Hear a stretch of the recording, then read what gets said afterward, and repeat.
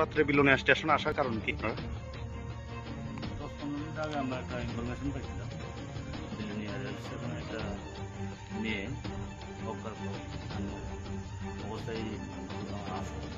তো আমরা police staff Belonia rail স্টেশনে যে আছে ডিউটিতে খবর দিছে এবং আমরা আসলাম।